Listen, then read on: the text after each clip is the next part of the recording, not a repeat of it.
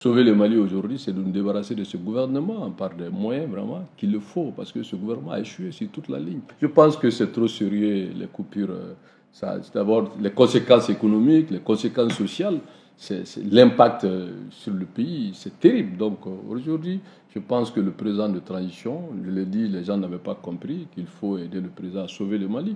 Sauver le Mali aujourd'hui, c'est de nous débarrasser de ce gouvernement par des moyens vraiment qu'il le faut, parce que ce gouvernement a échoué sur toute la ligne. On ne peut pas garder, d'abord dans tous ces dossiers, quand vous voyez pour une fois, d'abord quand on regarde, quand je parle de fautes administratives et de décisions politiques incohérentes, vous voyez que l'administration de l'énergie, quel est son rapport, n'a pas été publié, on n'a même pas fait cas, alors que l'énergie a un conseil d'administration. Quand vous regardez aussi le directeur général, tous les directeurs généraux ces 3 dernières années ont été nommés par les autorités de transition.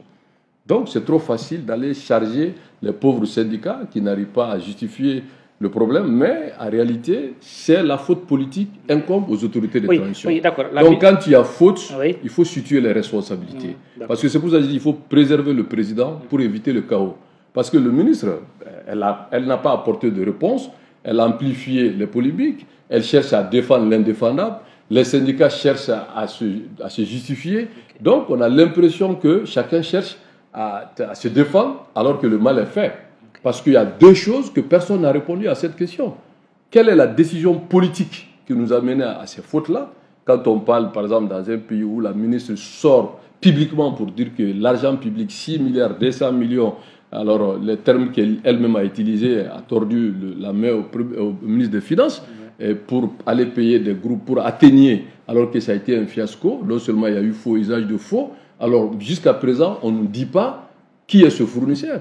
Et on a parlé même des indélicatesses par rapport à des doubles factures, des triples factures qu'on a pu relever des manquants 18 milliards, 1 milliard 800. Oui. Et on a parlé aussi de changement de fil par le gazole et que les syndicats sont venus dire que tout ça, que le ministre elle-même a eu, c'est elle qui allait faire tout ça. Donc moi je pense que ce n'est pas ça qui intéresse les Maliens. Ce qui intéresse les Maliens aujourd'hui, c'est comment sortir de l'obscurité et situer les responsabilités. Si elle est pénale, si c'est des fautes politiques, il faut corriger. Et si c'est des insuffisances techniques, il faut améliorer. Mais de là maintenant à se justifier, le rôle du gouvernement n'est pas de se justifier. Le rôle du gouvernement, c'est de trouver des solutions. Le rôle du gouvernement, c'est de punir les coupables.